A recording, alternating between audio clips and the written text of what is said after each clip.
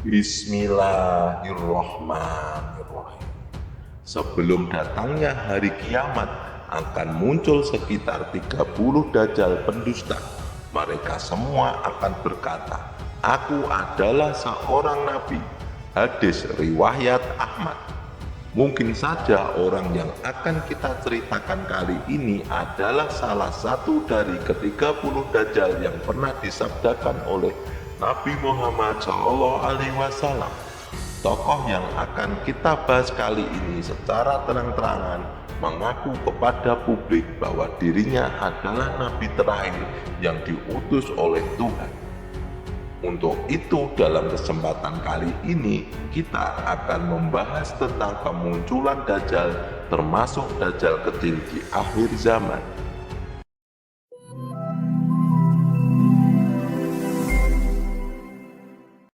Assalamualaikum warahmatullahi wabarakatuh. Sahabat Supermedia yang dimuliakan Allah, semoga kita selalu dalam keadaan sehat walafiat. Pada kesempatan kali ini, kita akan membahas tentang sebuah agama baru bernama Realian atau Realianisme. Agama ini didirikan oleh seorang bernama Claude Vorilhon pada 19 September 1974 di Perancis. Tercatat pada tahun 2018, agama ini telah memiliki lebih dari 100.000 pengikut. Claude Vorilhon yang memiliki nama panggilan Vel dulunya adalah seorang jurnalis majalah mobil balap dan mantan penyanyi di Perancis. Dalam bukunya yang berjudul Amanat dari Pencipta yang diterbitkan pada tahun 2006, diceritakan bahwa pada 13 Desember 1973, Vorilhon mengaku bertemu dengan sebuah pesawat berbentuk piring di Place de la Sola di pegunungan Volcano di ibu kota Auvergne, Perancis. Di era modern ini, pesawat tersebut biasa disebut dengan UFO atau pesawat luar angkasa alien. Di dalam pesawat tersebut, Vorilhon mengaku bertemu dengan makhluk alien bernama Yahweh yang dikatakan berusia 25.000 tahun. Bentuk tubuh Yahweh menyerupai alien, namun wajahnya mirip manusia. Lebih spesifik lagi, seperti orang Asia. Yahweh kemudian mengatakan bahwa Elohim adalah nama yang diberikan oleh masyarakat bumi pada zaman dahulu atau masyarakat primitif kepada para makhluk yang datang dari langit. Menurut Vorilhon, manusia bukanlah ciptaan Tuhan, melainkan diciptakan dan dikembangbiakkan oleh ras alien bernama Elohim, yang kemudian namanya disalahartikan sebagai nama Tuhan oleh kaum Bani Israel pada masa lalu. Yahweh juga mengatakan bahwa bumi pada awalnya tidak memiliki kehidupan, hanya kabut dan lautan yang menutupi seluruh permukaannya. Yahweh kemudian menghilangkan kabut tersebut, membiarkan lautan tersinari matahari hingga surut karena menguap, yang pada akhirnya menciptakan benua dan pulau-pulau kecil. Setelah terbentuknya pulau-pulau, Yahweh menciptakan dinosaurus, manusia purba, dan spesies lainnya sebagai bagian dari proyek pencobaan. Namun semua itu dihancurkan kembali dengan supernuklir yang menyebabkan benua-benua terbelah dan semua makhluk hidup punah.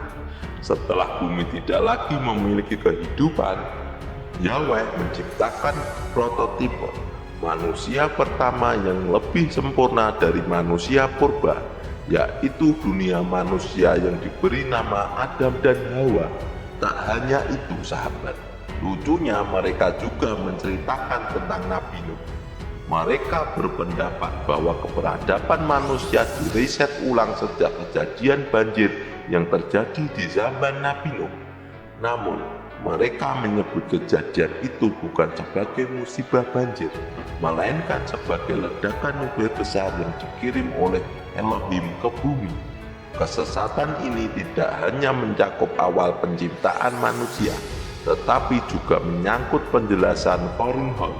Ia mengungkapkan bahwa sebelum bertemu dengan Elohim atau alien ini telah melakukan kontak dengan 40 orang sebelumnya yang ditunjuk sebagai nabi di bumi.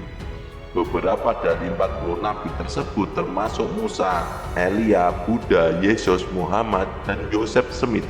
Elohim juga mengeklaim telah menurunkan agama-agama sebelumnya seperti Yudaisme, Buddha, Kristen, Islam, dan Mormonisme.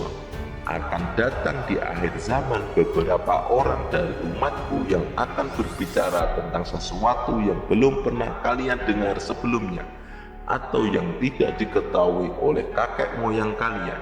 Maka berhati-hatilah kalian dan jauhilah mereka. Hadis riwayat Ahmad nomor 8267 dihasankan oleh Su'aib Al-Arnaud.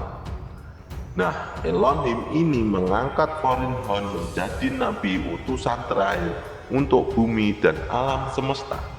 Mereka juga menyematkan nama baru untuk Farinholm, yaitu Rael, sehingga agama mereka disebut realisme. Sampai di sini sudah terlihat keanehannya. Mengapa seorang mantan penyanyi diangkat menjadi nabi terakhir, padahal jelas-jelas nabi terakhir adalah nabi kita Muhammad SAW yang hidup 1400 tahun yang lalu. Sahabat seiman, mereka mengatakan bahwa Elohim akan datang ketika kiamat tiba. Manusia dari planet lain akan muncul dari langit dengan pesawat piring terbang mereka dan bertemu langsung dengan umat manusia di bumi. Kemudian Elohim akan membagi semua ilmu pengetahuan mereka untuk menjadikan bumi sebagai planet yang lebih baik. Ada pendapat dari salah satu ustadz ternama yang mengatakan bahwa Farinholm dulunya adalah seorang petani biasa, tiba-tiba menjadi terkenal dan memiliki kekuatan luar biasa yang hampir setara dengan Dajjal besar di akhir zaman. Kekuatan ini didapatkan setelah diculik oleh UFO, bahkan kekuatannya setara dengan Sai Baba dari India, dan keduanya sama-sama mengaku bahwa mereka adalah nabi terakhir. Sang ustadz juga berpendapat bahwa UFO diproduksi oleh bangsa barat di daerah yang dikenal sebagai Area 51. UFO ini nantinya akan digunakan sebagai kendaraan Dajjal di akhir zaman untuk berpindah dengan cepat dari satu tempat ke tempat yang lain. Sebagaimana sabda Nabi Muhammad SAW bahwa Dajjal akan memasuki setiap gang dan rumah di seluruh dunia tanpa terkecuali.